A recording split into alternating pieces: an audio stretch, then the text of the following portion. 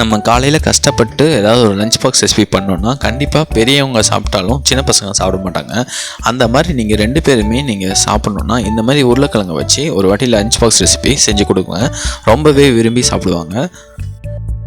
இதை பண்ணுறதுக்கு நமக்கு ரொம்பவும் டைம் எடுக்காது, அதே சமயம் ரொம்ப சீக்கிரமாகவும் பண்ணிடலாம். இதை எப்படி பண்ணலான்றது நம்ம ஃபுல் வீடியோவில் பார்த்து தெரிஞ்சுக்கலாம் வாங்க.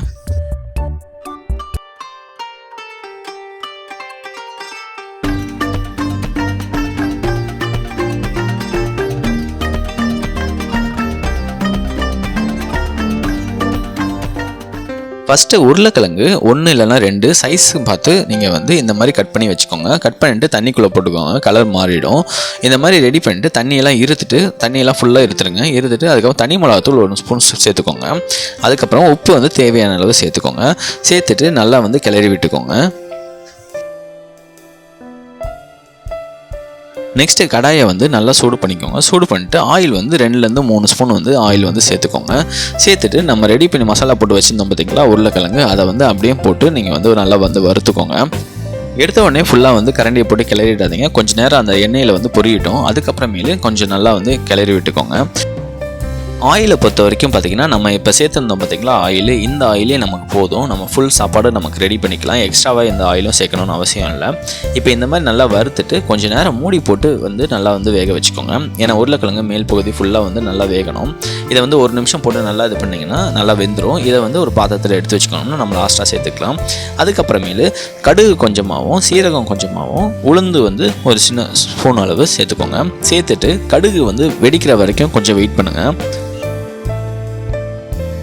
கடுகு கொஞ்சம் நல்லா வெடிப்பு வந்ததுக்கப்புறம் கொஞ்சம் நல்லா கிளறி விட்டுக்கோங்க. கிளறி விட்டுட்டு ஒரு சின்ன பூண்டு நல்லா தட்டிட்டு இந்த மாதிரி சேர்த்துக்கோங்க. சின்ன பூண்டு சேர்த்துக்கிட்டாலே போதும், இல்லைனா பெரிய பூண்டாக இருந்தால் பாதி பூண்டு அளவு சேர்த்துக்கோங்க. சேர்த்துட்டு இதுக்கு கொஞ்சம் நல்லா கிளறி விட்டுக்கோங்க.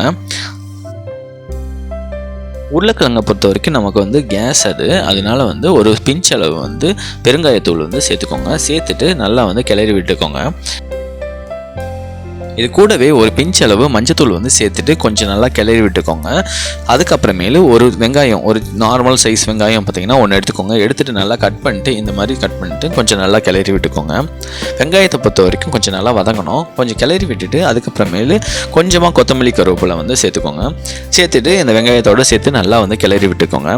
வெங்காயத்தை பொறுத்த வரைக்கும் இதில் நல்லா வதங்கினதுக்கப்புறமேலு நம்ம மற்ற பொருள்லாம் சேர்த்துக்கலாம். உப்பு கொஞ்சம் கம்மியாகவே சேர்த்துக்கோங்க. நம்ம உருளைக்கிழங்குல கொஞ்சம் சேர்த்துருக்கோம், அதனால் உப்பு பார்த்துட்டு சேர்த்துக்கோங்க. சேர்த்துட்டு கொஞ்சம் நல்லா கிளறி விட்டுக்கோங்க. வெங்காயத்தை பொறுத்த வரைக்கும் கொஞ்சம் நல்லா இந்த மாதிரி வதங்கி வரணும். இந்த மாதிரி லெவலுக்கு வந்ததுக்கப்புறமே நம்ம உருளைக்கிழங்கு நம்ம வறுத்து வச்சுருந்தோம்ல அதை அப்படியே சேர்த்துக்கோங்க. இதில் நம்ம எக்ஸ்ட்ராவாக இன்னும் பார்த்தீங்கன்னா நல்லா தெரியும், நம்ம ஆயிலே சேர்க்கல. நம்ம ஃபஸ்ட்டு சேர்த்துருந்தோம் பார்த்திங்கன்னா அந்த ஆயிலே நமக்கு போதும். நமக்கு உருளைக்கிழங்கை போட்டு கிளறிட்டு நம்ம கொஞ்சமாக ரைஸ் சேர்த்துக்கோங்க. அளவு பார்த்துட்டு சேருங்க. ரொம்ப அதிகமாக இருந்ததுன்னா ரொம்ப ஃப்ளேவர் கம்மியாக இருக்கும். அதனால் கொஞ்சம் அளவு கொஞ்சம் கம்மியாகவே சேர்த்துட்டு கிளறி விட்டுக்கோங்க. கிளறி விட்டுட்டு நீங்கள் சாப்பிட ரெடி பண்ணிக்கலாம். இதை நீங்கள்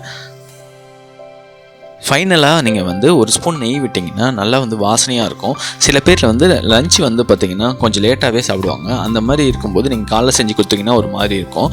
அந்த மாதிரி இந்த மாதிரி நெய் லாஸ்ட்டாக விட்டுட்டு நல்லா கிளறி விட்டுக்கோங்க. கிளறி விட்டு கொடுத்து பாருங்கள். நல்லா அவங்களுக்கு நல்லா ஃப்ரெஷ்ஷாகவே இருக்கும் சாப்பிடும்போது.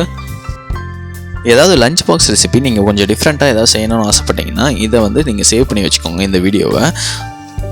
இந்த லஞ்ச் பாக்ஸை பொறுத்த வரைக்கும் நமக்கு சைட் டிஷ்ஷும் நமக்கு தேவையில்லை, உருளைக்கிழங்கு இருக்கிறதுனாலே நமக்கு போதும். நமக்கு இந்த வீடியோ பிடிச்சிருந்தா நீங்களும் ட்ரை பண்ணி பார்த்துட்டு கமெண்ட்டில் சொல்லுங்கள். மறக்காமல் சப்ஸ்கிரைப் பண்ணிவிடுங்க. தேங்க்யூ.